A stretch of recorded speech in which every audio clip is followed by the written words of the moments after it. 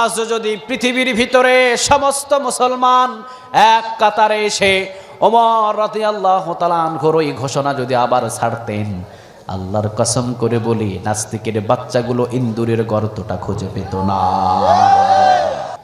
তিনটা ঘোষণা দিলেন ওমর।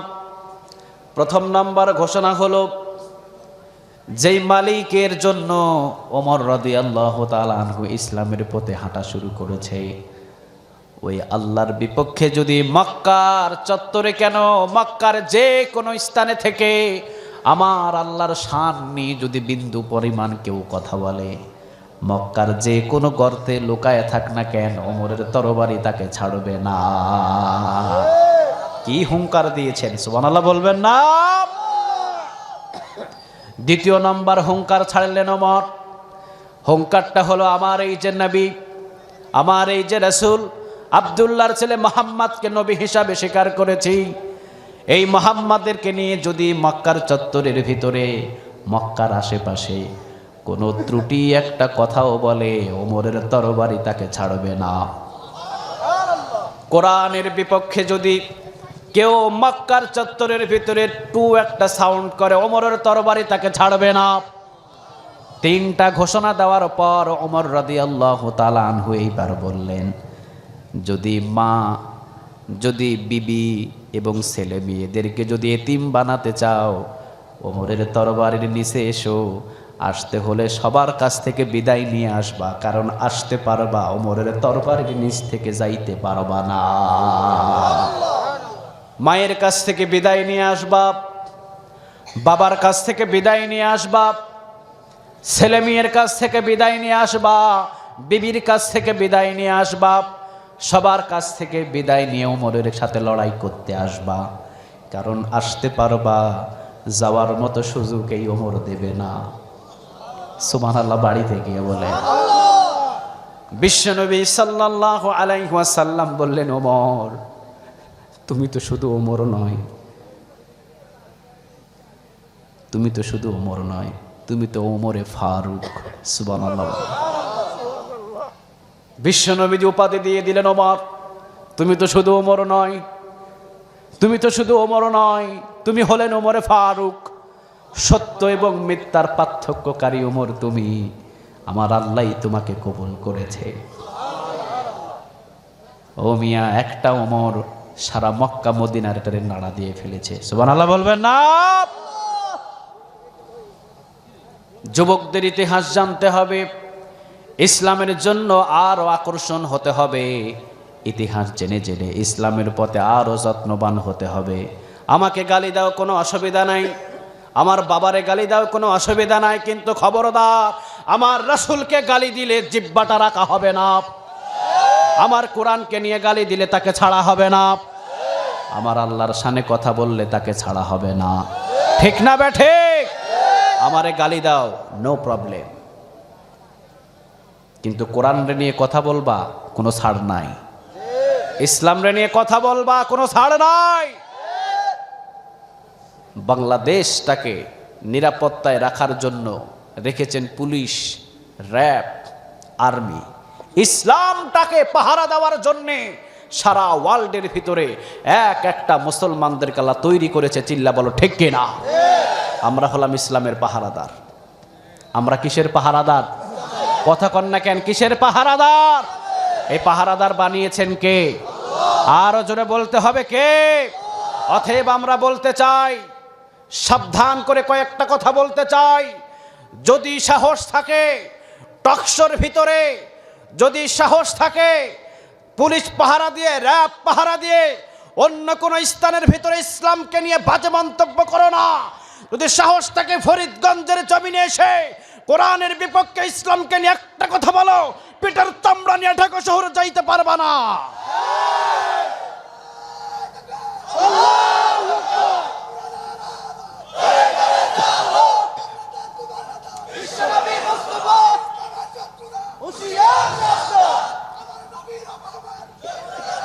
আল্লাহ তুমি কবুল করো। আরো জোরে বলেন আমিন। তাহলে ওমরকে এই কোরআনের জন্য কবুল করলেন কে? আরো জোরে বলেন তো দেখি কে? ওমরের সম্মান কম না বেশি? এই সম্মানটা দিলেন কে? বিশ্বনবী দুনিয়া থেকে বিদায় হলেন, আবু বকরকে ক্ষমতার চেয়ারে বসালেন কে?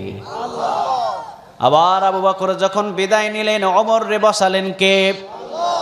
বিশ্বনবীজি চালানেন। 23 বছরের ভিতরে 10 বছর শুধু বিশ্বনবীজি মার খেয়েছেন, 13 বছর বিশ্বনবীজি শাসন চালিয়েছেন। ওমরও প্রায় 10 বছরের মতো শাসন চালিয়েছে। সুবহানাল্লাহ বলে। আল্লাহ বললেন, ওমর আয়, তোকে ক্ষমতার চেয়ারে বসিয়ে দি। তুই যখন কোরআনের জন্য এত কাজ করেছিস, আয় কোরআনটা দিয়ে এবার দেশটা চালা। সুবহানাল্লাহ বলবেন না? ওমর রাদিয়াল্লাহু তাআলা আনহু কোরআনটা দিয়ে দেশ চালানো শুরু করলেন। সম্মান এমনি এমনি হয় নাই। সুবহানাল্লাহ বলেন। এমনি এমনি সম্মান হয় নাই। বিশ্বনবী দুনিয়া থেকে বিদায় হলেন, আবু বকর বিশ্বনবীর পাশে ঘুমালেন। আবার ওমর রাদিয়াল্লাহু তাআলা আনহু বিদায় হলেন, বিশ্বনবীর পাশে ওমরকে শোয়ানো হলো। সুবহানাল্লাহ। হাজার হাজার মানুষ ওই জায়গায় যায়, 1 সেকেন্ড একটু দাঁড়ানোর সুযোগটা পায় না। আপনি যত বড় জ্ঞানী হন, যত বড় আলেম হন, দূরে যান, এখানে দাঁড়াইতে পারবেন না। সুবহানাল্লাহ বলেন। আপনি দাঁড়াইলে আরো 1 লক্ষ মানুষ পিছনে জমা হয়ে যাবে, ঠিক কিনা? এত ভালোবাসা কেন, এত সম্মান কেন? কোরআনের জন্য রক্ত দিবেন, কোরআনের জন্য যত সময় ব্যয় করবেন, আপনার সম্মান দিন দিন বাড়বে। কোরআনের উপরে আঙ্গুল দিয়ে কথা বলবেন, আল্লাহ জমিনের ভিতরে দাফন করবে, ঠিক কিনা? কোরআনের সাথে বেয়াদবি করেছিলেন আবু জেহেল, ঘরটা বাড়িটা ইন্টারন্যাশনাল টয়লেট বানাইয়া দিছে কে? আর জোরে বলেন কে? আর ওমর কোরআনের পাগলে পড়লেন, ওমরকে সম্মান দিলেন কে? আর জোরে বলেন তো দেখি কে? বিশ্বনবীজি মেরাজের রাতে গেলেন, জান্নাতের ভিতরে জান্নাতের ঝর্ণা দিয়ে বিশ্বনবীজি একটু হাত দিয়ে নাড়ানাড়ি করেন। জান্নাতের ঝর্ণা দিয়ে দেখলেন ওই পাশে একটা অট্টালিকা, অনেক সুন্দর একটা প্রাসাদ। বিশ্বনবী জিবরিল আলাইহিস সালাম রে বললেন, ভাই জিবরিল, ওই প্রাসাদটা কার? ওই প্রাসাদটা কার? আমি বিশ্বনবীর অনেক পছন্দ হয়েছে। জিবরিল বললেন, ও নবী, যেই দিনই ওমর রাদিয়াল্লাহু তাআলা আনহু ইসলাম গ্রহণ করেছে, ইসলামের জন্য কাজ করা শুরু করেছে, আল্লাহ সেই দিন ওমরকে উপহার দেওয়ার জন্য ওই অট্টালিকা আল্লাহ বানিয়ে রেখেছে। বিশ্বনবীজি দৌড় দিলেন, আমার ওমরের অট্টালিকা, কত সুন্দর অট্টালিকা, একটু দেখি। দরজা দেখলেন, ওই দিকে গেলেন, ওই দিকে গেলেন, চতুর্দিকে ঘোরাঘুরি করলেন। আমার নবী পা বাড়ালেন, আবার পাটা টান দিয়ে নিয়ে নিলেন। ওমর রাদিয়াল্লাহু তাআলা আনহুকে বললেন, ওমর, সম্মান আমার আল্লাহ তোমাকে দিয়েছে, তোমার জন্য জান্নাতের ভিতরে খুব সুন্দর একটা অট্টালিকা আল্লাহ বানিয়েছে, যেই অট্টালিকাতে আমি বিশ্বনবী ঢোকার জন্য লোভ জেগেছে। সুবহানাল্লাহ বলবেন না? আ'দাতু লিইবাদিস সালিহিন মা লা আইনুন রাআত ওয়ালা উযুনুন সামিআত ওয়ালা খাতারা আলা কলবি বাশার। ওমর রে, জান্নাতের ওই অট্টালিকা সম্পর্কে আইডিয়া দেওয়ার মতো আমার ভিতরে ভাষাটাও নাই। সুবহানাল্লাহ বলবেন না? কিভাবে তোমাকে আমি জানাবো, কিভাবে তোমাকে আমি শোনাবো? ওমর, এত সুন্দর রাজপ্রাসাদ জীবনে কোনোদিন আমি মুহাম্মদ কোথাও দেখি নাই। তবে আমি ঢোকার জন্য পা বাড়ালাম, ঢুকি নাই, বাহির হয়ে গেলাম। কারণ ওমরের ব্যক্তিগত রাজপ্রাসাদ।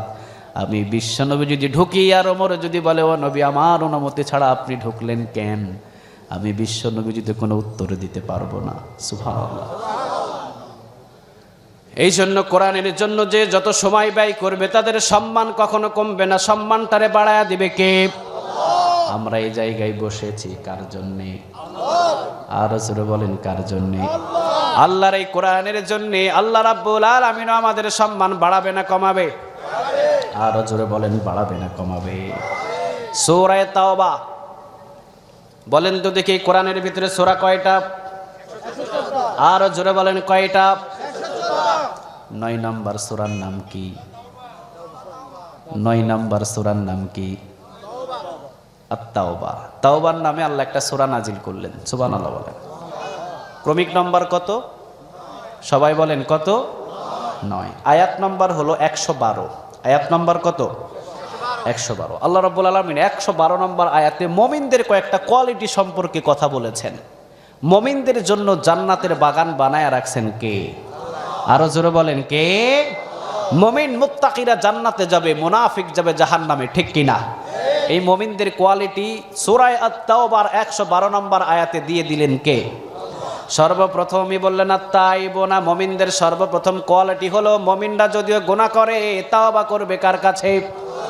আর জোরে বলেন কার কাছে? আমাদের গুনাহ আছে না নাই? কম না বেশি? আল্লাহ রাব্বুল আলামিন বললেন, ও নবী আপনি জানিয়ে দেন তাওবাটা হলো এক একটা ট্যাবলেট। সুবহানাল্লাহ বলবেন না? তাওবাটা কি? যদি গ্যাস্ট্রিক হয় কি খান বলেন? সবাই বলেন কি খান? সেকলো খাওয়া লাগে কি লাগে না? গরুর গোশত খাইলে চুলকানি বাড়ে না কমে? যাদের অ্যালার্জি বেশি চুলকানি বাড়ে না কমে? ও মিয়া, গরুর গোশত খাইতেও মজা লাগে কিন্তু খাইলে চুলকানি বাড়ে। কিন্তু যদি 60 টাকা দামের ট্যাবলেটটা খেয়ে নেন চুলকানি কমে যায়। বিশ্বনবীজি বললেন গুনাহ করতে অনেক ভালো লাগে, তবে হ্যাঁ গুনাহ করতে যদিও তোমাদের ভালো লাগে, এই গুনাহটাকে শেষ করার জন্য দোকানের ভিতরে, গাড়ির ভিতরে, গাড়ির সিটের ভিতরে অথবা যে কোনো জায়গায় আস্তাগফিরুল্লাহ, আর জোরে বলেন আস্তাগফিরুল্লাহ, আর জোরে বলেন আস্তাগফিরুল্লাহ। এই ট্যাবলেটটা যখন আঙ্গুলের গিরাই গিরাই জপবেন, আল্লাহ বলে একটা একটা ট্যাবলেটের বিনিময় বান্দা তোর গুনাহগুলোরে আমি সরাইয়া দেব। আর যদি খালেস তাওবা করেন সাথে সাথে পিছনের গুনাহগুলো মাফ করে দিবে কে? আর জোরে বলেন তো দেখি কে? আল্লাহ রাব্বুল আলামিন বললেন আমার বান্দাগুলো গুনাহ করবে, আমার কাছে মাফ চাইবে, আমি আল্লাহ মাফ করব। সুবহানাল্লাহ বলেন। যদি আমার এই বান্দাগুলো গুনাহ না করতো আমি সব বান্দাদেরকে ধ্বংস করে দিতাম, আরেকটা জাতি বানাতাম। ওই জাতি ভুল করত, গুনাহ করত, আমার কাছে মাপ চাইতো। আমরা যদি গুনাহ না করতাম আমাদেরকে ধ্বংস করতো কে? আর জোরে বলেন তো দেখি কে? আল্লাহ বলেন আমি ধ্বংস করে দিতাম, কারণ আমার কাছে যখন বান্দা চোখের পানি ফেলে মাপ চায় আমার কাছে বড় ভালো লাগে। সুবহানাল্লাহ বলবেন না? আমরা সবাই যদি খালি নেক আমল করতাম, কোনো গুনাহ যদি না করতাম, আল্লাহ বলে ও নবী এই জাতিরে আমি ধ্বংস করে দিতাম, কারণ এরা খালি নেকি করবে গুনাহ করবে না। গুনাহ না করলে তো আমার কাছে কান্দাকাটি হবে না, ঠিক না বে ঠিক? শুধু নেকি করবে গুনাহ করবে না, সবগুলারে ধ্বংস করে দেব আমি। আরেকটা জাতি আমি সৃষ্টি করতাম, ওই জাতি গুনাহও করবে আবার আমি আল্লাহর কাছে তাওবাও করবে। এই জন্য খবরদার এত টেনশন, এত ভুলের প্রয়োজন নাই। গুনাহ হয়েছে তাওবা করবেন, তাওবা করলে মাফ করে দিবে কে? আর জোরে বলেন তো দেখি কে? নবী এবং রাসূল ছাড়া এমন কেউ নাই যে কোনো গুনাহ নাই। নবী এবং রাসূলরা হলেন নিষ্পাপ, আমরা হলাম গুনাহগার, ঠিক না বে ঠিক? এই জন্য আল্লাহ রাব্বুল আলামিন বলেন ও নবী আইয়ুহাল্লাযীনা আমানু তুবু ইলাল্লাহি তাওবাতান নাসুহা। আইরে বান্দাই, তাওবাতুন নাসুহা মানে তাওবা কর, গুনাহগুলোরে মাফ করে দিবে কে? ইয়া আইয়ুহাল্লাযীনা আমানু, ঈমানদারদেরকে ডাক দিলেন কে? বোঝা যায় ঈমানদারদের আমল নামায় গুনাহ আছে না নাই? আল্লাহ তো অন্যভাবে ডাক দিতে পারতেন, ঠিক না বে ঠিক? কাফেরদেরকে ডাক দিতে পারতেন, মুনাফিকদেরকে ডাক দিতে পারতেন। আল্লাহ বললেন ইয়া আইয়ুহাল্লাযীনা আমানু, ও ঈমানদারগণ। বোঝা যায় আল্লাহ বলতেছেন ঈমানদারগণ। ঈমানদারেরা ছোটখাটো গুনাহ করবেই করবে, কিন্তু আল্লাহ বলেন টেনশন করবি না, তাওবাতুন নাসুহা কর, গুনাহগুলোরে মাফ করে দিব আমি আল্লাহ। গুনাহগুলোরে মাফ করব আমি, চাইতে দেরি হবে, গুনাহ মাফ করতে দেরি করবে না কে? সেকেন্ডের ভিতরে আপনি গুনাহ করেছেন, আপনি যদি মাফ চান আল্লাহ বলে মাফ করে দিব। সুবহানাল্লাহ বলবেন না? আল্লাহ রাব্বুল আলামিন বললেন বান্দা জীবনে তুই কত গুনাহ করেছিস, তোর গুনাহ যদি হয় খালের পানির সমান, আমি আল্লাহর কাছে যখন মাপ চাইবি সাগরের পানি সমান দয়া মায়া নিয়ে তোর সামনে হাজির হয়ে যাব। তোর গুনাহ যদি হয় সাগরের পানির সমান, আমি আল্লাহর কাছে যদি মাপ চাস, আমি আল্লাহ আসমানের সমান দয়ার মায়া নিয়ে তোর সামনে হাজির হয়ে যাব। তোর গুনাহ যদি হয় আসমানের সমান বান্দা, আমি আল্লাহ আরশের সমান দয়ার মায়া নিয়ে তোর সামনে হাজির হয়ে যাব। এরপরও আমি আল্লাহ তোকে মাফ করে দেব। সুবহানাল্লাহ নাই? এই জন্য মুমিনদের প্রথম নাম্বার কোয়ালিটি আত-তাইবুনা, মুমিনরা তাওবা করবে কার কাছে? আর জোরে বলেন কার কাছে? যদি তাওবা করেন গুনাহগুলোরে মাফ করে দিবে কে? ওমর রাদিয়াল্লাহু তাআলা আনহু তিনি খেজুর বাগান দিয়ে হাঁটছেন, যুবকের সাথে দেখা। মনে রাখবেন, যুবকরা গুনাহ করতে দেরিও করে না, আবার যুবকদের গুনাহ মাফ করতেও দেরি করে না কে? আর জোরে বলেন তো দেখি কে? যুবকদের গুনাহ হয় সেকেন্ডের ভিতরে, কারণ তাদের পাওয়ার কম না বেশি? আর জোরে বলেন কম না বেশি? যুবক সেকেন্ডের ভিতরে একটা গুনাহ করে ফেলতে পারে, আবার যুবকদের গুনাহ সেকেন্ডের ভিতরে মাফ করেন কে?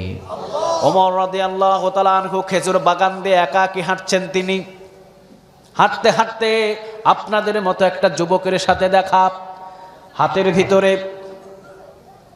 হাতের ভিতরে একটা গ্লাসের ভিতরে মদ পান করতেছেন যুবক।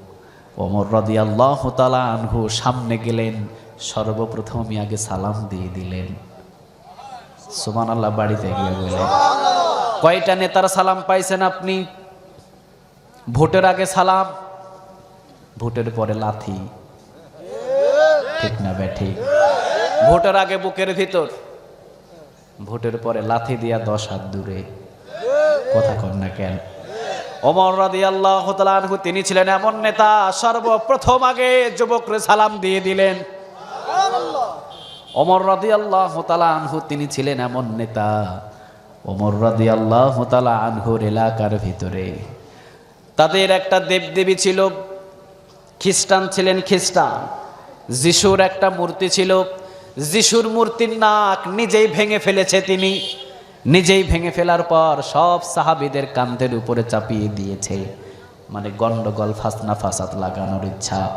ওমর রাদিয়াল্লাহু তাআলা আনহুর কাছে বিচার দিলেন, ওমর আপনি শাসন করেন এলাকা, আর আপনার সাহাবী মানে আপনার সব বন্ধু বান্ধবগুলো বিশ্বনবীর সমস্ত সাহাবী মিলে এই যে দেখেন আমাদের ধর্ম, যিশু খ্রিস্টানের নাকটা তারা ভেঙে ফেলেছে। ওমর রে, আপনি এইটার উচিত বিচার করে দেবেন।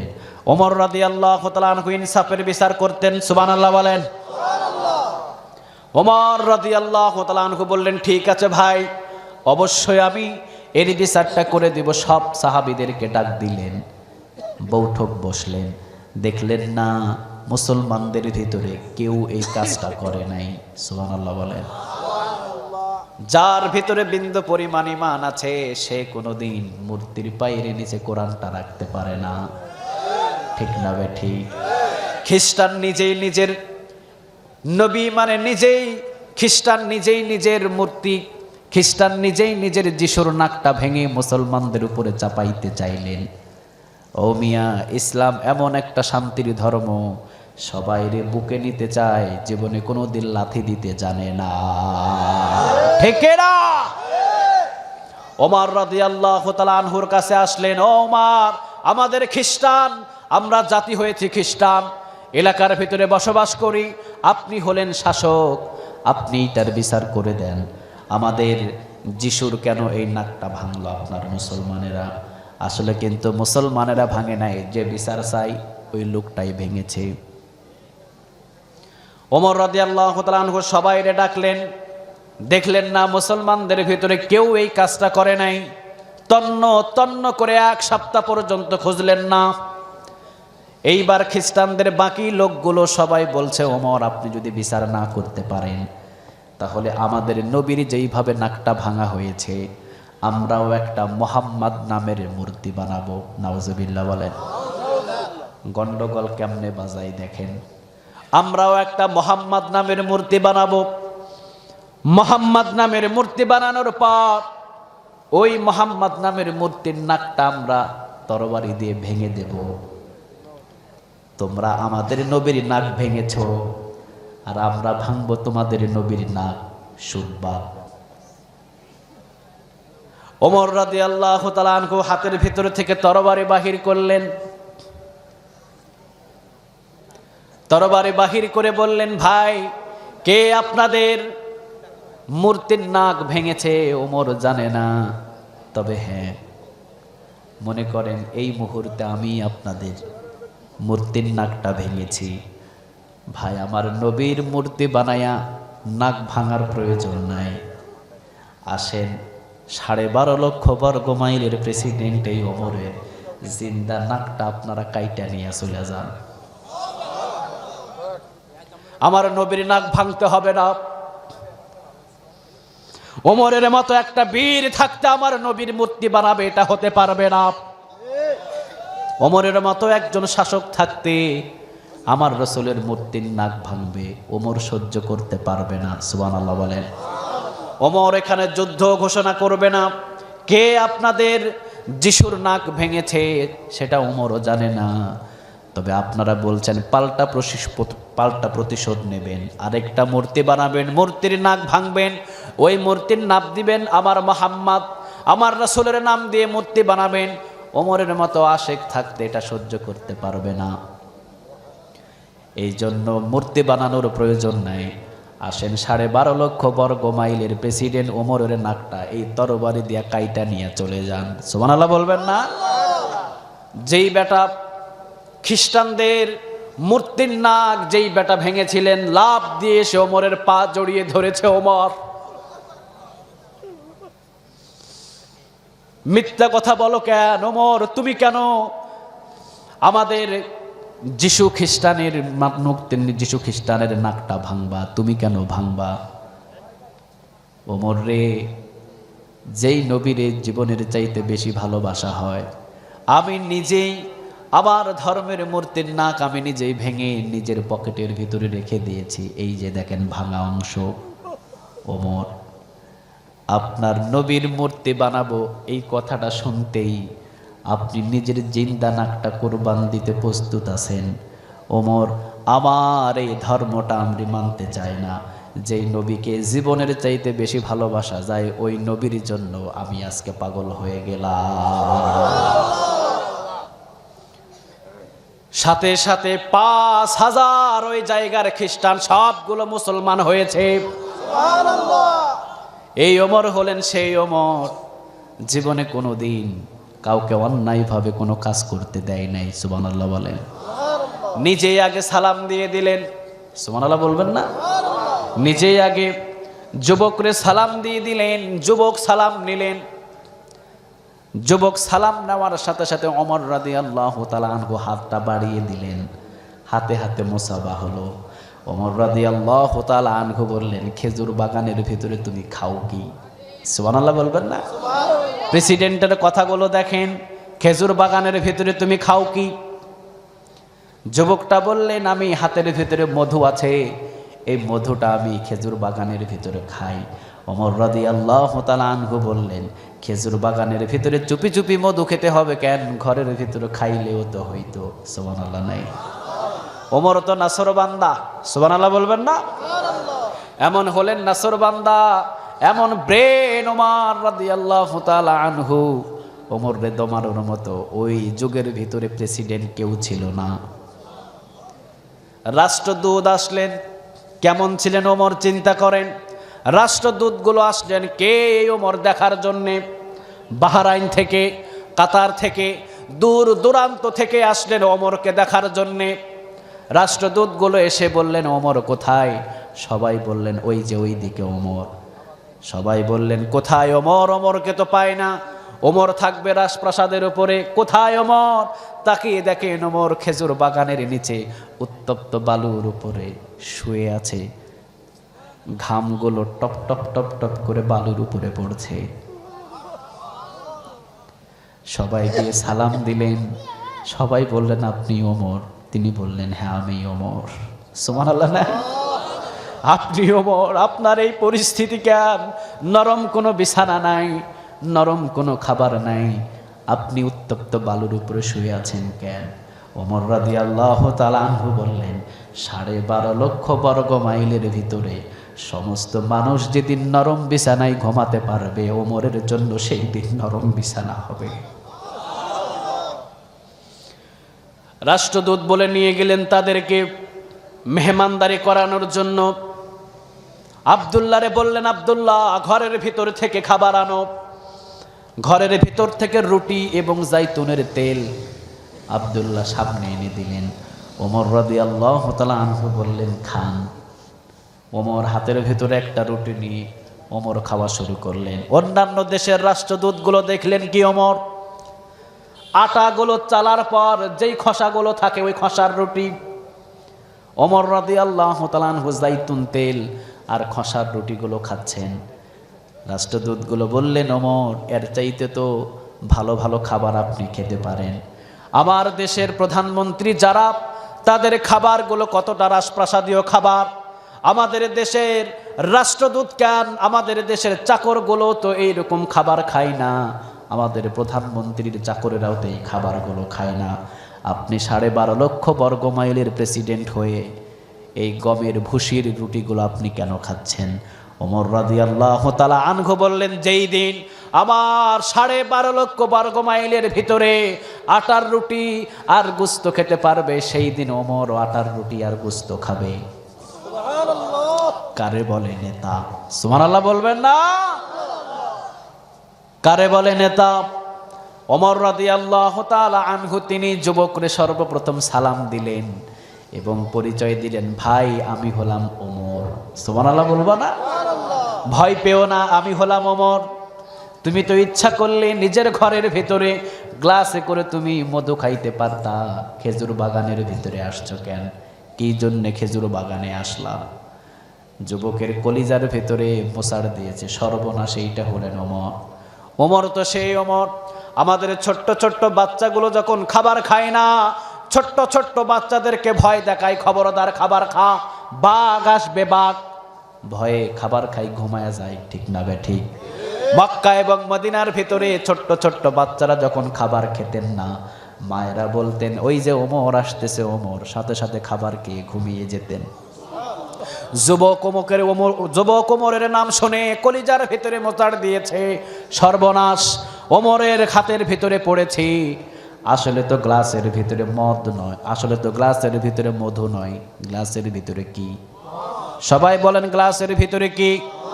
যুবক মিথ্যা কথা বললেন, ওমরের হাত থেকে বাঁচতে হবে।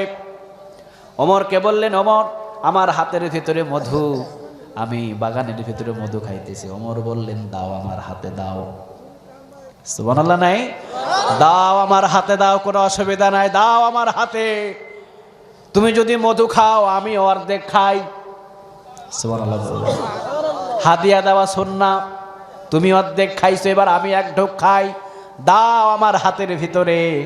যুবক চুপি চুপি হাতের ভিতরে দিয়ে দিলেন, না দিলেই থাপ্পড় আছে না নাই? ওমর বললেন যদি মদ হয় 80টা বেতের বাড়ি, জোরে বলেন কয়টা? আর 80টা বেতের বাড়ি খাইবা, ওই 80টা বেতের বাড়ি দেবে ওমর। সুবহানাল্লাহ বলে। ওমরের হাতের 80টা বেতের বাড়ি খাওয়ার মতো ওই শক্তি মদিনার ভিতরে কারো নাই। যুবকটা ভয়ে কলিজাটা শুকিয়ে গেলেন। যুবক বললেন সর্বনাশ, যদি ওমর এখন মদ যদি প্রকাশ হয়ে যায়, 80টা বেতের বাড়ি, আর ওমর যে গোপনে না, ওমরের বিচারগুলো হলো প্রকাশ্যে, ঠিক না বে ঠিক? কোরআনের বিচারগুলো গোপনে না প্রকাশ্যে? আর জোরে বলেন গোপনে না প্রকাশ্যে? চুরি করলে হাত কাটতে হবে। বাংলাদেশের ভিতরে অনেকে চুরি করে, কই আজ পর্যন্ত কোনো হাত কাটা হয় নাই, ঠিক না বে ঠিক? চুরি কমছে না বাড়ছে? আর জোরে বলেন চুরি কমছে না বাড়ছে? চুরি করতে করতে চুরি এখন কানাডা পর্যন্ত বেগম বাড়া তৈরি হয়েছে, ঠিক না বে ঠিক? হাতগুলো ধরে ধরে যদি প্রকাশ্যে কেটে দেওয়া হতো, আল্লাহর কসম করে বলি একদিনের ভিতরে সমস্ত চোর আল্লাহর ওলি হয়ে যেত। ওমর রাদিয়াল্লাহু তাআলা আনহু বললেন আসো। হাতের ভিতরে দেখলেন, গ্লাস নিলেন, ওমর রাদিয়াল্লাহু তাআলা আনহু আঙ্গুল দেবেন, এমন সময় যুবকটা তওবা করেছেন কার কাছে? আর জোরে বলেন কার কাছে? চিন্তা করেন, যুবকের গুনাহ করতেও দেরি নাই, যুবকরে মাফ করতেও দেরি করে না কে? আত্তাইবুনা, মুমিনদের প্রথম নাম্বার কোয়ালিটি, যুবক গুনাহ করেছে কিন্তু যুবক তওবা করলেন। আল্লাহ, জীবনে অনেক দিন আমি মদ খেয়েছি, তবে আজকে তওবা করলাম, জীবনে কোনোদিন এই মুখের ভিতরে এক ফোঁটা মদ কেউ ঢোকাইতে পারবে না। আজ থেকে তওবা করলাম আল্লাহ, জীবনে কোনোদিন এই ওমর রাদিয়াল্লাহু তাআলা আনহুর সামনে রেখে, তবে ওমরকে জানালাম না, গোপনে গোপনে ফিস ফিস ফিস ফিস করে তাওবা করলাম তোমার কাছে, আল্লাহ জীবনে কোনো দিন এক ফোঁটা মদ এই যুবকের মুখ দিয়ে ঢুকবে না। ও আল্লাহ, আমার তাওবা তুমি কবুল করো। তবে হ্যাঁ, তাওবা কবুল করলে হবে না, আমার তাওবাটা কবুল করো, আর ওমরের হাত থেকে আপনি আমারে বাঁচায়া দেন। ওমরের হাতের ভিতরে মদের গ্লাস, দয়া করে ওমরের হাতের ভিতরে ওই মদটারে আপনি মধু বানায়া দেন। আমার তাওবা আপনি কবুল করেন। ও রব্বে কারীম, অনেক দিন গুনাহ করেছি, আজকের তাওবা আপনাকে কবুল করতে হবে। জীবনে কোনো দিন এই যুবকটার মদ খাবে না। তাওবাতুন নাসুহা করলেন, সুবহানাল্লাহ বলেন। মানে একবার ফিরে আসলেন, জীবনে কোনো দিন আর ওই রাস্তায় যাবে না। তাওবা করলেন, আমি জীবনে কোনো দিন এক ফোঁটা মদ খাবো না, আর ওমরের হাত থেকে আপনি আমারে বাঁচায় দেন। যে গ্লাসটা দিয়েছি ওমরের হাতে, ওই গ্লাসের ভিতরে আছে মদ, দয়া মায়া করে ওইটারে মধু বানায়া দেন। ওমর রাদিয়াল্লাহু তাআলা আনহু হাতের ভিতরে গ্লাস নিলেন, আঙ্গুল দিলেন, নাকের কাছে নিলেন, কেমন কেমন লাগে জিহ্বার ভিতরে দিয়ে দেখেন ওমর। ওমর বললেন, আরে ভাই, জীবনে অনেক মধু খেয়েছি, তোমার এই গ্লাসের মতো এত স্বাদের মধু ওমর কোনোদিন খাই না। মুমিনদের প্রথম নাম্বার কোয়ালিটি আত-তাইবুনা। মুমিনরা যখন তাওবা করবে, কবুল করবেন কে? মাফ করে দিবেন কে? نستعينه ونستغفره ونؤمن به ونتوكل عليه ونعوذ بالله من شرور أنفسنا ومن سيئات أعمالنا من يهده الله فلا مضل له ومن يضلل فلا هادي له فلن تجد له وليا مرشدا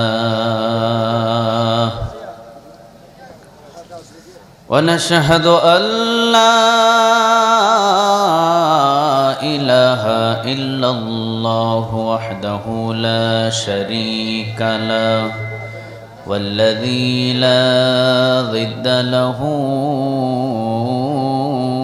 ولا ند له لا مثل له ولا مثيل له لا وزير له ولا كفيل له لا شبه له ولا شبيح له لا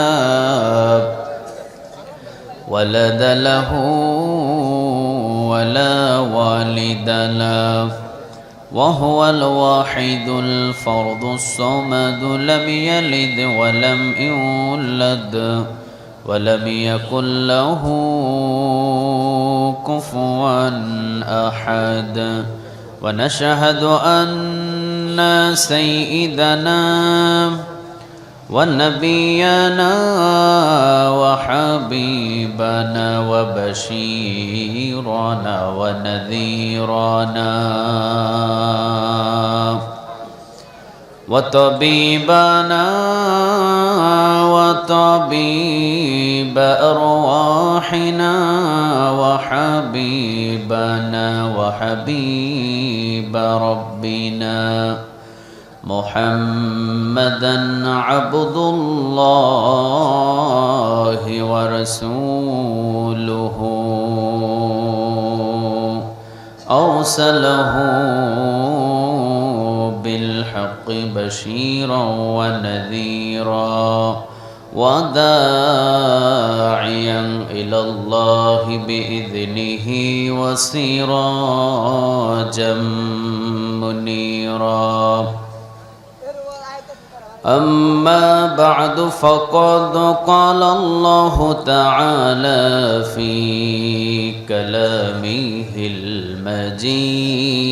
المجيد وفي فرقانه الحميد أعوذ بالله من الشيطان الرجيم بسم الله الرحمن الرحيم إن الله وملائكته يصلون على النبي يا أيها الذين آمنوا صلوا عليه وسلموا تسليما اللهم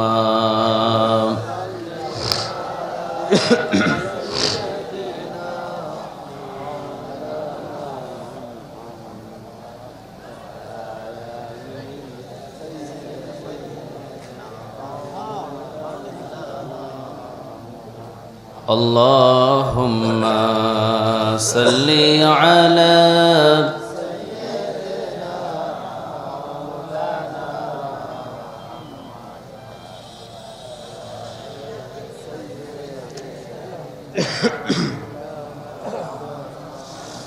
কত ব্যথা কত ভাবে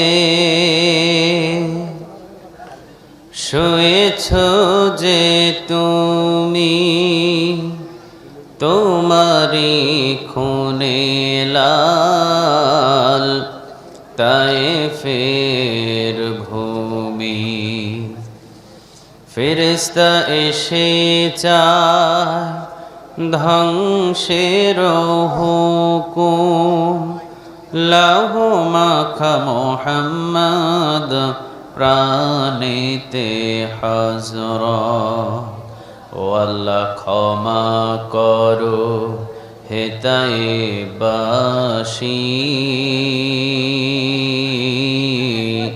ওরা বুঝেনি যে আমি যে মোহাম্মদ হৃদয়ে মোহাম্মদ আল্লাহুম্মা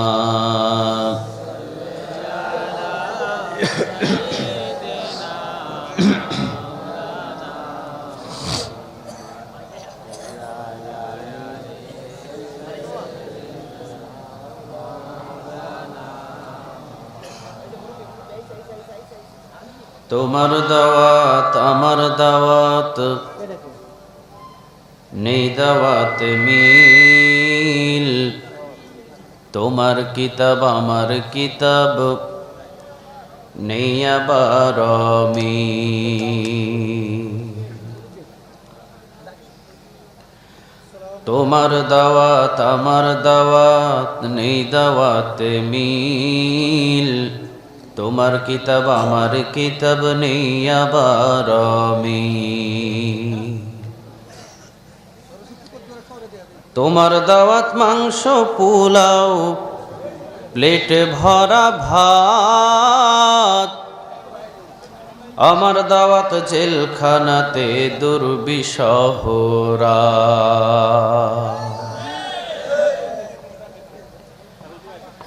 তোমার দাওয়াত মাংস পোলাও প্লেট ভরা ভাত আমার দাওয়াত জেলখানাতে দুর্বিষহরা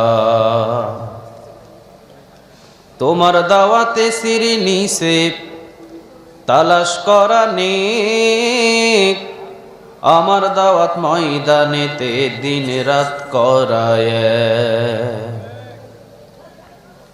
তোমার দাওয়াত আমার দাওয়াত নেই দাওয়াত মিল তোমার কিতাব আমার কিতাব নেই আবার মিল তোমার দাওয়াত দেখে না ঘুষ সমাজ ভরা সুদ তোমার দাওয়াত বৈধতা দেয় ফিরআউন নমরুদ আমার দাওয়াত ইসলাম আইন আল কোরআনের বল আমার দাওয়াত মানে না তো জুলুমবাজের দল। তোমার দাওয়াত আমার দাওয়াত, নেই দাওয়াতে মিল। তোমার কিতাব আমার কিতাব, নেই আবার মিল। তোমার কিতাব আমার কিতাব, নেই আবার মিল। আপনারা সবাই কেমন আছেন? আলহামদুলিল্লাহ, আমিও ভালো আছি, সুস্থ আছি। আমাদের সবাইরে ভালো রাখেন কে? সবাইরে সুস্থ রাখেন কে? সব কিছু কার হুকুমে হয়? আজকের যে মাহফিল, এটা কার হুকুমে বলেন তো দেখি? যুবকেরা ওসিলা করেছে, কিন্তু হুকুম ছিল কার? সবাই বলেন কার? মসজিদ হয় কার হুকুমে? মাদ্রাসা হয় কার হুকুমে? হজ পালন হয় কার হুকুমে? তাহলে পৃথিবীতে যা কিছু ঘটে পৃথিবীর কারো হুকুম মতো নয়, এই সব কাজগুলো হয় কার হুকুম মতো? যিনি সারা বিশ্বের মালিক, তার হুকুম মতো সব কাজগুলো হয়, ঠিক কিনা? তাবারাকাল্লাযী বিয়াদিহিল, সবাই বলেন বিয়াদিহিল। রাজত্বের মালিক কে? সবাই তো বললেন না রাজত্বের মালিক কে? আপনাদের ভিতরে কি কোনো সন্দেহ আছে? আপনাদের মালিক কে? এই মাহমুদুল হাসান সাহেবের মালিক কে? আজকের এই মাহফিলের সভাপতির মালিক কে? তাহলে আমাদের সবার মালিক? সবাই বলেন সবার মালিক। সবাই চিনেন তারে? কথা কন না কেন? সবাই চিনেন? আলহামদুলিল্লাহ, সবাই বলে চিনে। তাহলে সবাই যদি তারে চিনেন, আজান হইলে মসজিদের কাতার জুমার দিনে পুড়ে যায়, বাকি দিনে খালি থাকে কেন? হ্যাঁ, বাকি দিনগুলোতে খালি থাকে কেন? জুমার দিনে জায়গা পাওয়া যায় না, বারান্দায়ও জায়গা নাই, আর বাকি 6টা দিন খালি, ঠিক না? জুমার দিনে জুমার নামাজের সময় ভরপুর, আসর নামাজের সময় 2 কাতার।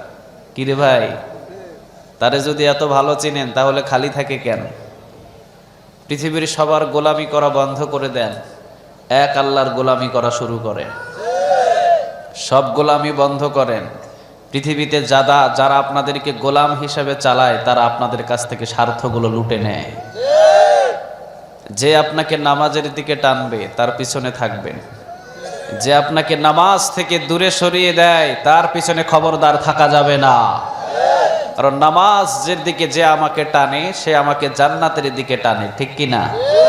আর যদি নামাজ আমার জোহর নাই, আসর নাই, মাগরিব নাই, এমন ভালো মানুষের সাথে ঘোরাফেরা করলাম যে আমাকে একটা নামাজের ওয়াক্ত আমাকে মনে করিয়ে দিল না, তার পিছনে খবরদার ঘোরা যাবে না। দুনিয়াও শেষ, আখিরাতও। তাহলে আমরা সবাই চিনি কারে বলেন? সবাই চিনেন? একবার মহব্বত দিয়া নাম বলেন তো দেখি। কার কার মহব্বত বেশি দেখা যাক। সবাই বলেন আল্লাহ। আরো বলেন আল্লাহ। আরো জোরে চিৎকার করে বলেন আল্লাহ। প্রতিটা ডাকে 40টা করে নেক আল্লাহ আমল নামা জমা করে দিয়েছে। পৃথিবীতে এমন একটা মালিকের নাম দেখান না, নাম নিলে 10টা নেক পাওয়া যায়। আছে? বাংলাদেশে আছে? ইন্ডিয়া, সারা ওয়ার্ল্ড খুঁজে পাওয়া যাবে না। কিন্তু এই মালিকের নাম একবার আল্লাহ বলে ডাক দিলে 40টা নেক আল্লাহ আমল নামা জমা করে দেবে। কেউ যদি আল্লাহ আকবার বলে একবার বলে, 100 ঘোড়া জিহাদের ময়দানে দান করা নেক আল্লাহ তার আমল নামা জমা করে দেবে। কোন বান্দা যদি একবার সুবহানাল্লাহ বলে, আল্লাহ বলেন খুশি হয়ে তার আমল নামার ভিতরে আসমান এবং জমিনের খালি জায়গাটা নেক দিয়ে পূরণ করে তার আমল নামায় জমা করে দেব। তিনি এত কিছু দেন, তিনিই আমাদের মালিক হতে পারেন। পৃথিবীর যতগুলো আছে যারা মালিক দাবি করে, সব হলো নিতে চায়, কেউ দিতে চায় না। সবগুলো কি করে? কথা কন না কেন? নিতে চায়, দিতে চায় না। আর আমার মালিক বলে আমি শুধু দিব, নিব না কিছু। সুবহানাল্লাহ বললেন না? তাহলে আজকে আমরা সেই মালিকের পরিচয় নিয়ে কিছু কথা শুনবো, শেয়ার করব। সবাই কি শুনতে রাজি আছেন? কথা বলতে হবে। সবাই রাজি? আল্লাহর পরিচয় নিতে হলে কোরআন থেকে নিতে হবে, ঠিক কি না? আল্লাহর পরিচয় নিতে হলে হাদিস থেকে নিতে হবে। আল্লাহ বলেন কোরআনের ভিতরে হাদিসের ভিতরে আমার পরিচয় পাবি। কোরআন বিশ্লেষণ কর, হাদিস পড়, আমার পরিচয়টা পেয়ে যাবি। সুবহানাল্লাহ বলেন। তিনি বলেন, আমি প্রত্যেকটা করেছি, প্রতিটা মানুষ হলো আমার গোলাম আর আমি হলাম মালিক। সুবহানাল্লাহ বলবেন না? আচ্ছা, মালিক কে বলেন? সবাই বলেন। আমরা কি? সবাই বলেন। শুধু কি গোলাম নাকি গোলামের ঘরের গোলাম? শুধু কি গোলামের ঘরের গোলাম নাকি আমাদের 14 গোষ্ঠী গোলাম? বিশ্বনবীজি নিজেও নিজেকে গোলাম বলে পরিচয় দিতেন। সুবহানাল্লাহ বলবেন না? তিনি বলতেন, আল্লাহুম্মা ইন্নী আবদুক, ও আল্লাহ আমি আপনার গোলাম। সুবহানাল্লাহ। ওয়াবনু আবদিক ওয়াবনু আমাতিক নাসিয়াতি বিয়াদিক। সুবহানাল্লাহ বলবেন না? বিশ্বনবীজি বলতেন, ও আল্লাহ আমি আপনার গোলাম, বান্দার ঘরের গোলাম, মানে আমার বাবা আব্দুল্লাহ সেও ছিল আপনার গোলাম, আমি মুহাম্মদ আপনার গোলাম। বান্দির ঘরের গোলাম, মানে আমার মা আমিনা সেও ছিল আপনার গোলাম, আমি মুহাম্মদ আপনার গোলাম। নাসিয়াতি বিয়াদিক, আমার চুলের মুঠি আপনার হাতের মুঠোয়, এই মুহাম্মাদের চুলের মুঠি ধরে আপনি যেই দিকে টানবেন এই মুহাম্মদ সেই দিকে যাবে। আল্লাহু আকবার। রাসূল যদি গোলাম বলে নিজের পরিচয় দেন, আমরা কি গোলাম বলতে কোনো অসুবিধা আছে? সবাই বলেন, কোনো অসুবিধা আছে? বিশ্বনবীজি বলতেন যে আল্লাহর কাছে যত ছোট হয় সে তত বড় হয়ে যায়। সুবহানাল্লাহ বলবেন না? আবু হুরায়রা রাদিয়াল্লাহু তাআলা আনহু তিনি একজন সাহাবী ছিলেন। আবু যর গেফারি রাদিয়াল্লাহু তাআলা আনহু তিনিও একজন সাহাবী ছিলেন। আবু যর গেফারি রাদিয়াল্লাহু তাআলা আনহু যেই সাহাবী ছিলেন, উনি ছিলেন একজন বয়স্ক সাহাবী। কিন্তু যখনই আল্লাহর কাছে 2 হাত তুলতেন, তিনি সমস্ত সাহাবীদের থেকে তিনি নত হয়ে যেতেন। সুবহানাল্লাহ বলেন। কার কাছে? সবাই বলেন, কার কাছে? বিশ্বনবীজি বললেন, এই জায়গার ভিতরে আমার যতগুলো সাহাবী আছে, কিছুক্ষণের ভিতরে একজন সাহাবী এসে বসবেন যার নাম হবে আবু যর গেফারি রাদিয়াল্লাহু তাআলা আনহু। আবু যর গেফারি রাদিয়াল্লাহু তাআলা আনহু একটু পরে বিশ্বনবীর দরবারে এসে বসলেন, পিছনে বসলেন বৃদ্ধ সাহাবী। বিশ্বনবীজি বললেন, আবু যর গেফারি রাদিয়াল্লাহু তাআলা আনহু সব সময় আল্লাহ রাব্বুল আলামিনের কাছে নত হয়ে থাকতেন, ছোট হয়ে থাকতেন। আল্লাহ রাব্বুল আলামিন আজকে আমাকে সুসংবাদ দিলেন, আবু যর গেফারির জন্য আল্লাহ জান্নাতটা ওয়াজিব করে দিয়েছে। ছোট হলে বড় করেন কে? আল্লাহ। আর জোরে বলেন তো দেখি কে? পৃথিবীর ভিতরে আপনি অনেক বড়, আল্লাহ যদি আপনারে বড় না করে এই বড়ত্ব দিয়ে কোনো লাভ নাই, ঠিক না বেঠিক? আর আল্লাহ রাব্বুল আলামিন যদি আপনাকে বড় করা শুরু করে, পৃথিবীর কেউ আপনারে ছোট করতে পারবে না। বড় আমরা পৃথিবীর কারো কাছে হতে চাই না, বড় হতে চায় একজনের দরবারে। বলেন তিনি কে? বিশ্বনবীজি বললেন, আমার আবু যর গেফারি রাদিয়াল্লাহু তাআলা আনহুর জন্য জান্নাত দুনিয়াতে থাকতেই আল্লাহ রাব্বুল আলামিন সুসংবাদ দিলেন। কি জন্যে দিলেন? আবু যর গেফারি রাদিয়াল্লাহু তাআলা আনহু যখনই 2 হাত তুলতেন, তখনই আবু যর গেফারি নিজের দিকে ইঙ্গিত করে বলতেন, আল্লাহ আপনি জাহান্নামের ছোট্ট যদি কোনো গর্ত থাকে, এই আবু যররে দিয়া ওই গর্তটা পূরণ করে দিয়েন। কারণ এই আবু যরের জীবনে ভালো কোনো আমল নাই। এই আবু যর গেফারি রাদিয়াল্লাহু তাআলা আনহু জীবনে কোনোদিন ভালো আমল করতে পারে নাই। কি জবরদস্ত একজন সাহাবী, নিজেরে কতটা ছোট মনে করতেন।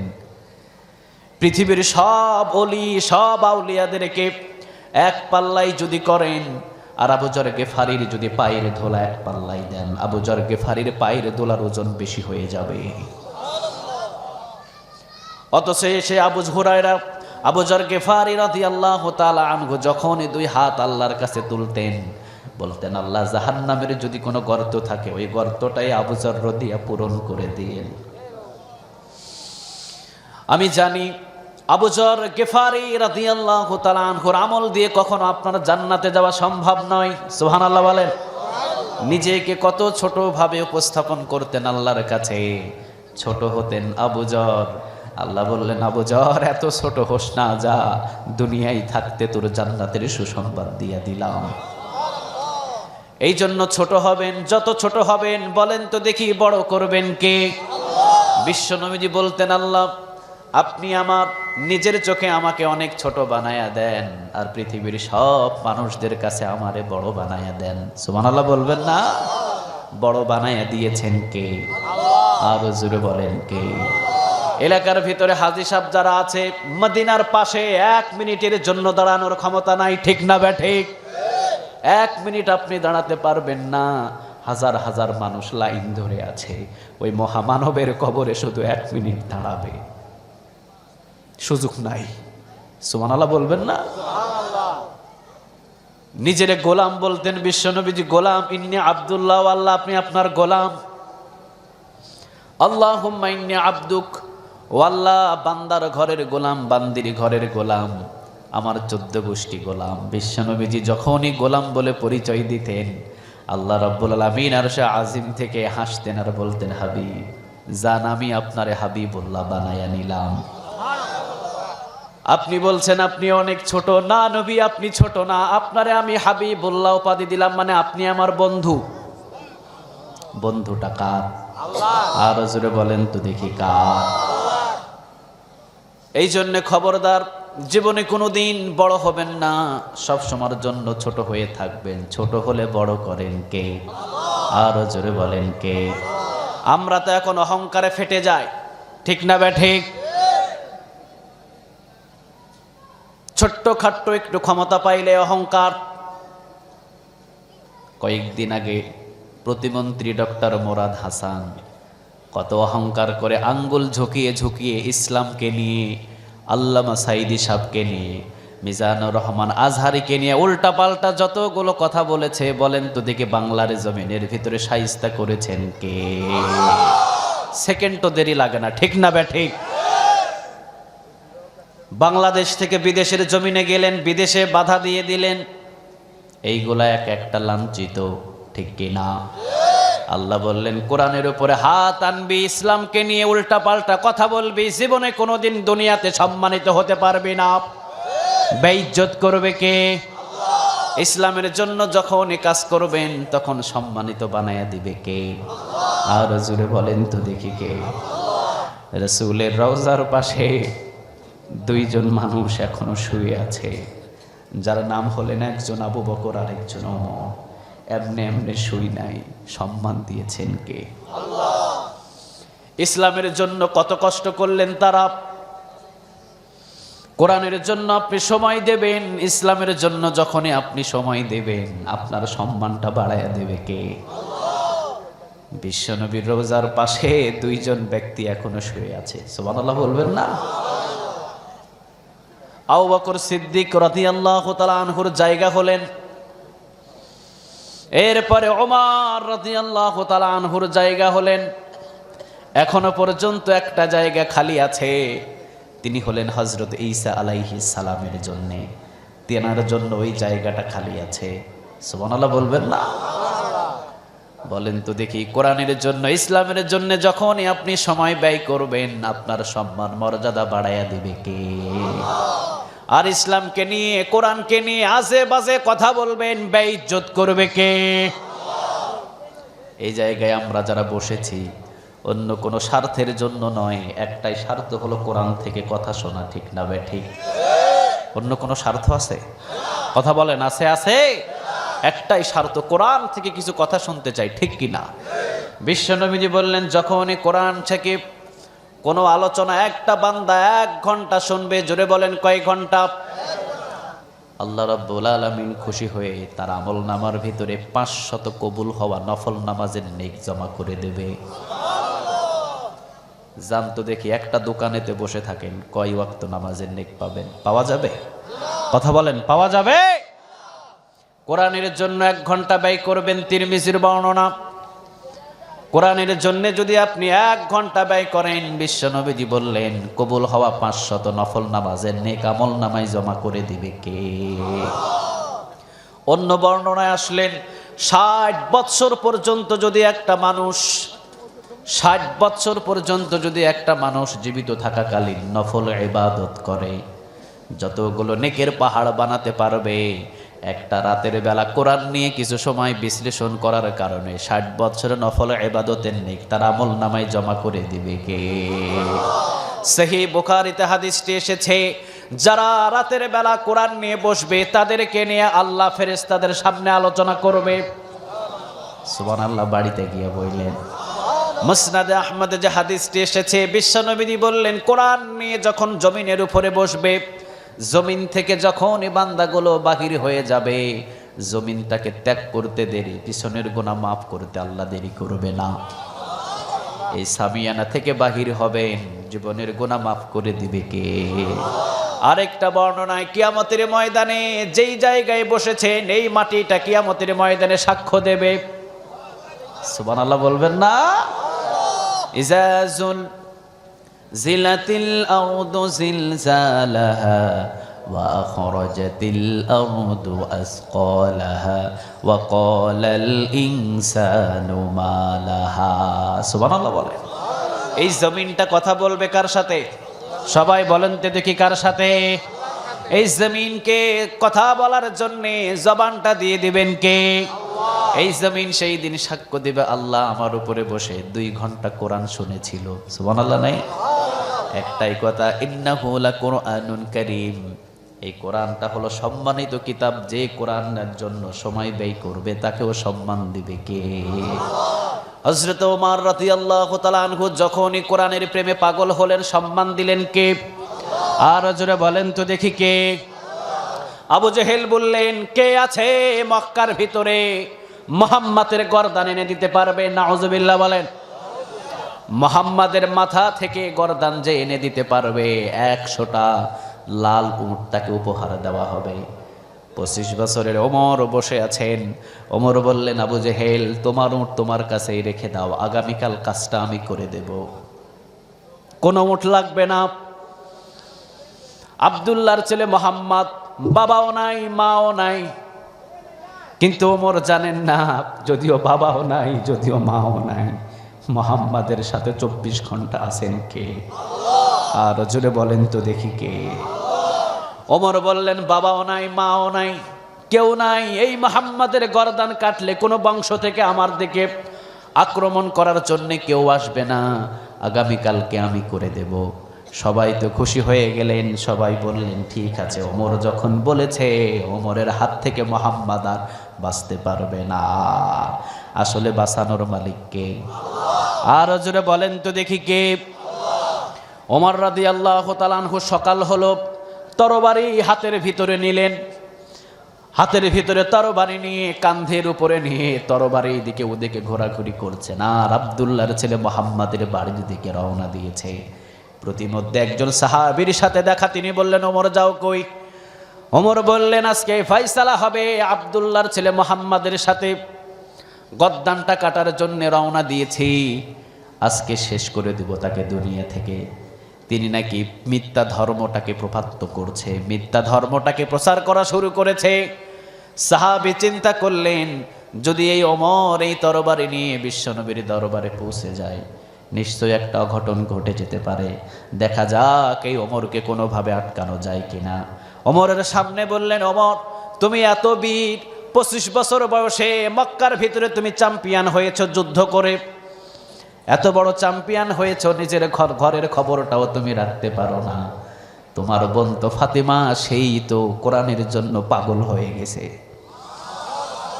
নিজের ঘরটাকেই তো সামলাতে পারো নাই। হাত থেকে তরবারি নামলেন। ওমর বললেন, যদি কথাটা সত্য হয় তুমি বেঁচে যাবা, আর যদি মিথ্যা হয় ওমরের তরবারি থেকে তোমার কেউ বাঁচাইতে পারবে না। রওনা দিলেন বিশ্বনবীর দরবারে নয়, এখন রওনা দিলেন নিজের ঘরের দিকে, মানে বোনের ঘরের দিকে। দরজা খুলতে বললেন, ফাতেমা দরজা খোলো, মানে বোন দরজা খোলো। ওমরের বোন ছিলেন, নাম ছিলেন ফাতিমা। বললেন, ফাতিমা দরজা খোলো। ফাতিমা দরজা খুলতে একটু দেরি করলেন। ভিতরে কোরআনের তালিম হলো। চলে গেলেন একজন সাহাবী অন্য ঘরের দিকে। ফাতিমা এসে দরজা খুললেন। ওমর রাদিয়াল্লাহু তাআলা আনহুর ঘাম টপ টপ টপ টপ করে পড়ছে। বললেন, ফাতিমা ঘরের ভিতরে কি তেলাওয়াত করেছিলি? কি জানি একটা গুনগুন আওয়াজ শুনলাম। বোন বললেন, না ভাই, তেমন তো কোনো কিছু তেলাওয়াত করি নাই। কিন্তু ওমর দেখতে পেলেন একটা টুকরা পড়ে আছে, ধরতে গেলেন। বোন ওমরে ধরার আগে বোনটাকে ঝাপটে করে তেলাওয়াতের কোরআনটা উঠায়া নিলেন। ওমরের বোন ফাতিমার ইমানটা দেখেন, তিনি বললেন, খবরদার ভাই, এইটা হলো পবিত্র কোরআন, ইন্নাহু লাকুরআনুন কারীম ফি কিতাবিম মাকনুন লা ইয়ামাসসুহু ইল্লাল মুতাহহারুন। পবিত্র কোরআনটাকে যদি টাচ করতে চাও, ওযুর দরকার আছে না নাই? আপনাকে ওযু করতে হবে, আপনাকে পবিত্র হতে হবে। আপনি হলেন অপবিত্র। কেন বললো ওমরকে অপবিত্র? বলার সাথে সাথে হাত দিয়ে ফাতেমার গালের উপর একটা মারলেন থাপ্পড়, থাপ্পড় মারলেন, ঘুষি মারলেন, ঠোঁট কেটে টপ টপ টপ টপ করে রক্ত পড়ছে। বোনের জামাইকে ধরলেন, কলার ধরলেন, আঘাত করলেন, তরবারের উল্টা পিঠ দিয়ে আঘাত করলেন, একের পর এক আঘাত করে দুইজনকে শুইয়ে ফেলেছে। ওমর রাদিয়াল্লাহু তাআলা আনহু তো এমন বীর ছিলেন, 50 জন রে হালি মনে করতেন না। সুবহানাল্লাহ বলবেন না? এলাকার ভিতরে হালি কয়টা হয়? 4টা হালি। ওমর বলতেন 50 জন কাফের রে এই ওমর একটা হালি মনে করে না। সুবহানাল্লাহ বলবেন না? উল্টা পিঠ দিয়ে আঘাত করলেন, বোনের উপরে আঘাত করলেন, জামাইয়ের উপরে আঘাত করলেন। আঘাত করতে করতে বোনের দিকে নজর করে দেখলেন মাথা ফেটে, গাল ফেটে রক্তগুলো টপ টপ টপ টপ করে পড়ছে। ফাতিমারে চিনাও যায় না। কোরআনের জন্য সর্বপ্রথম রক্ত ঝরলেন এই ওমরের বোন ফাতিমা। সুবহানাল্লাহ। শহীদ হয়েছিলেন আরেকজন নারী, নাম হলেন সুমাইয়া রাদিয়াল্লাহু তাআলা আনহা। কোরআনের জন্য প্রথম শহীদ ওমর, প্রথম রক্ত ঝরালেন ওমর নিজের বোনের। সুবহানাল্লাহ বলে। পুরা শরীরটা রক্ত লাল। ওমর রাদিয়াল্লাহু তাআলা আনহু বোনের দিকে তাকালেন, আহারে জীবনে কোনোদিন যে বোনের একটা আঘাত করি নাই। বোনের নজরের দিকে তাকিয়ে ওমরের দিকে মায়া হলো। ওমর বললেন, বোন ঠিক আছে বল, এতক্ষণ পর্যন্ত কি পড়েছিলি? ফাতিমা বললেন, ভাই এতক্ষণ পর্যন্ত যা পড়েছি পৃথিবীর কারো কিতাবটা নয়, কিতাবটার মালিক একজন, বলেন তিনি কে? এইটা হলো পবিত্র কোরআন, ইন্নাহু লাকুরআনুন কারীম ফি কিতাবিম মাকনুন লা ইয়ামাসসুহু ইল্লাল মুতাহহারুন। ভাইয়া এইটা হলো পবিত্র কোরআন, এইটাকে টাচ করতে হলে আপনাকে পবিত্র হতে হবে। ওমর বললেন, কিভাবে পবিত্র হব বল, কিভাবে পবিত্র হতে হবে বল। যেভাবে পবিত্র হতে হবে তাড়াতাড়ি আমাকে পবিত্র কর। ওই খণ্ডটা ওমরের হাতে তাড়াতাড়ি দে। ওই খণ্ডটা মনে হচ্ছে ওমরকে চুম্বকের মতো টানতেছে। তাড়াতাড়ি আমার হাতের ভিতরে দে। মনে হয় চুম্বকের মতো এই খণ্ডটা ওমরকে টানে। আসলে চুম্বকের মতোই তো ওমরকে টানছে, কারণ গত রাতের ভিতরে বিশ্বনবী 2 জন ওমরের জন্য দোয়া করেছেন। জোরে বলেন কয়জন? আর জোরে বলেন কয়জন? বিশ্বনবী বললেন, ইয়া রব, ইসলামের জন্য 2 জনের একজনকে আপনি কবুল করেন। একজন হলেন আবু জেহেল, আর আরেকজন হলেন খাত্তাবের ছেলে ওমর। এই 2 জনের একজনকে আপনি কবুল করে নেন। আল্লাহ বললেন, ও নবী, সকাল হতে দেরি হবে, উমরকে ইসলামের ছায়াতলে আনতে দেরি করব না। পাগল হয়ে গেলেন ওমর। কিরে ভাই, আপনি পাগল হন না কেন? কোরআনের আলোচনা হয়, আপনি দোকানে বসে থাকেন কেন? কোরআনের আলোচনা হয়, আপনি বন্ধু বান্ধবের আড্ডায় থাকেন কেন? ওমর তো পাগল হয়ে গেলেন, তাড়াতাড়ি খণ্ডটা আমার হাতে দে। ফাতিমা বললেন, ভাইয়া আগে গোসল করেন। গোসল করলেন, গোসল শেষ হলো, খণ্ডটা হাতে নিলেন, নাড়লেন, এদিক ওদিকে দেখলেন, এরপরে বললেন, চল তাড়াতাড়ি মুহাম্মাদের দরবারে চল। নিজের বোন ফাতিমা রক্ত মুছলেন আর বললেন, ভাইয়া আপনি মুহাম্মাদের দরবারে যাবেন কেন? খবরদার, আমাকে এই জায়গায় আঘাত করেছেন, মুহাম্মাদের দরবারে গিয়ে কোনো আঘাত করতে পারবেন না। যত আঘাতের প্রয়োজন এই ফাতিমাকে করেন, ফাতেমার জামাইকে করেন, মুহাম্মাদের হাতে একটা আঘাত আপনি করতে পারবেন না। কি ভালোবাসা, কত ভালোবাসা!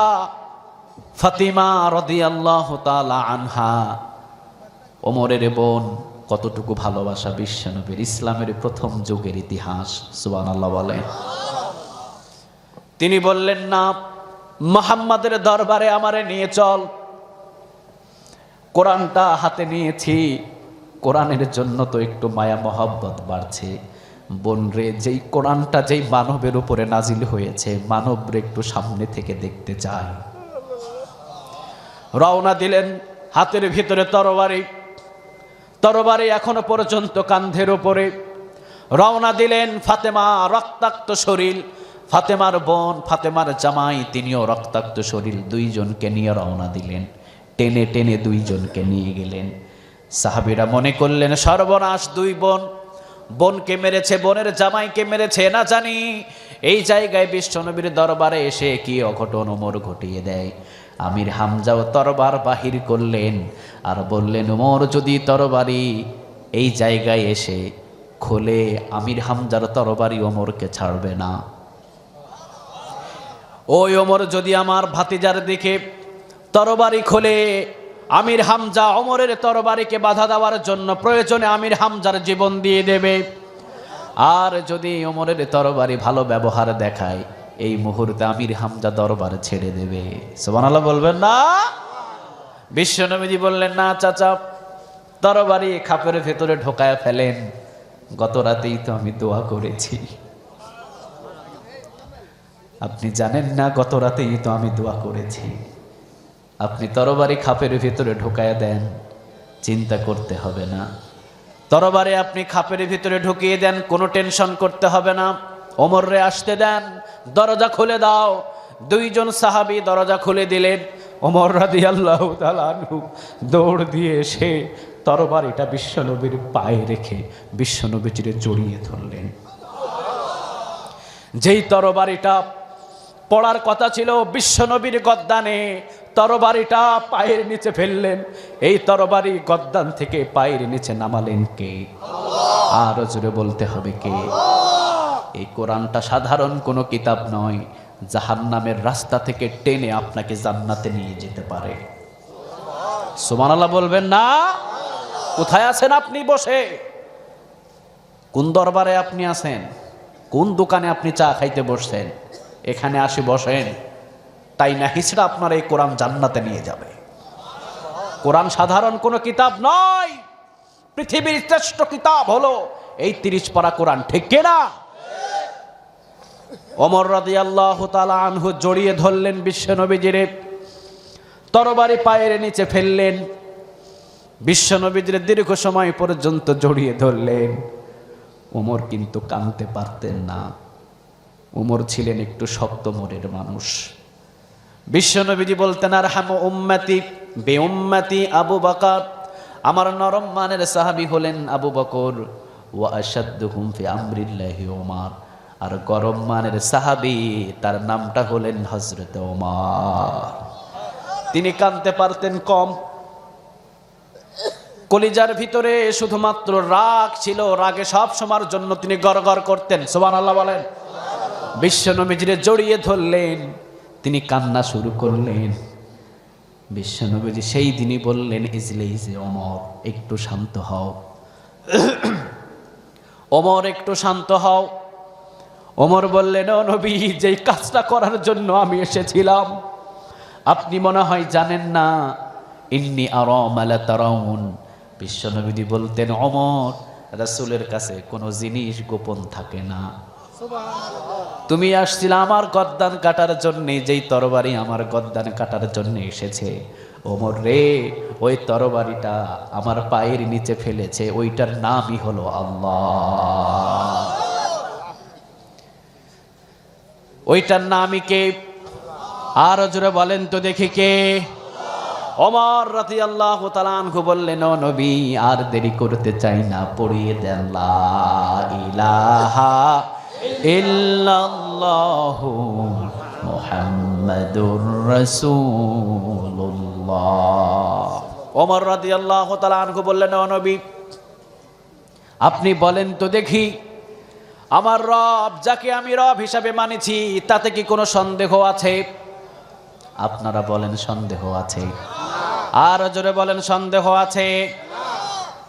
বিন্দু পরিমাণ কোনো সন্দেহ নাই, ঠিক না বে ঠিক?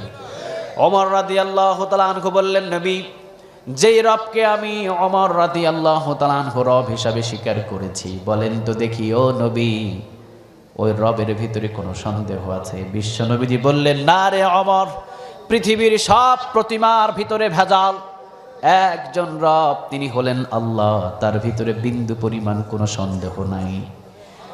ওমর রাদিয়াল্লাহু তাআলা আনহু বললেন, যেই কোরআন আপনার জবান থেকে শুনি, বলেন তো দেখি এই কোরআনের ভিতরে কোনো সন্দেহ আছে নাকি? বিশ্বনবীজি বললেন, না রে ওমর, এইটাই হলো সত্য কিতাব, এর ভিতরে কোনো সন্দেহ নাই। এইবার বিশ্বনবী সাল্লাল্লাহু আলাইহি ওয়াসাল্লামের দরবারে ওমর বললেন, আপনি কি সত্য নবী, কোনো সন্দেহ আছে নাকি?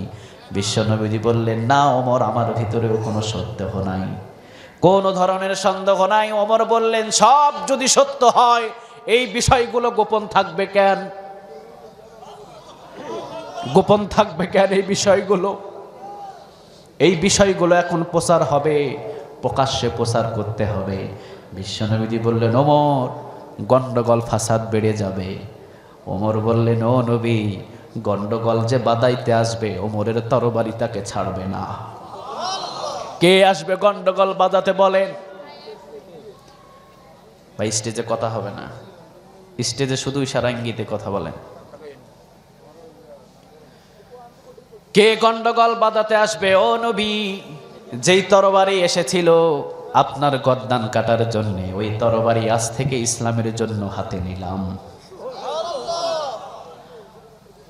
আসলে ওমরের মতো একজন বীরকে কবুল করলেন কে? আর জোরে বলেন তো দেখি কে? ওমর রাদিয়াল্লাহু তাআলা আনহু বললেন, সব যদি সত্য হয়, সত্য কথা গোপন থাকবে কেন? সত্য কথাগুলো প্রকাশ হবে।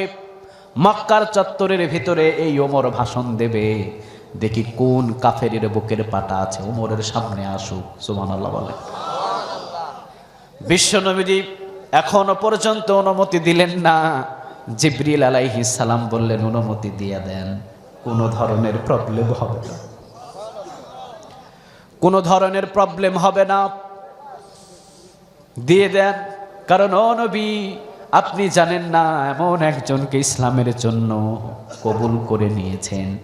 বিশ্বনবীজি পরবর্তীতে বললেন, ওমর হলেন এমন সাহাবী, লাউ কানা নাবিয়্যুম মিন বা'দি লাউ কানা ওমর, আমি বিশ্বনবীর পরে যদি আরেকজনকে নবী হিসাবে দুনিয়াতে পাঠানো হতো, আমার আল্লাহ ওমরকে নবী হিসাবে পাঠিয়ে দিত। বিশ্বনবীজি বললেন, ঠিক আছে ওমর, যাও, 40 জনের কোটা, 40 জন সাহাবী আছে, এই 40 জন রে নিয়ে যাও।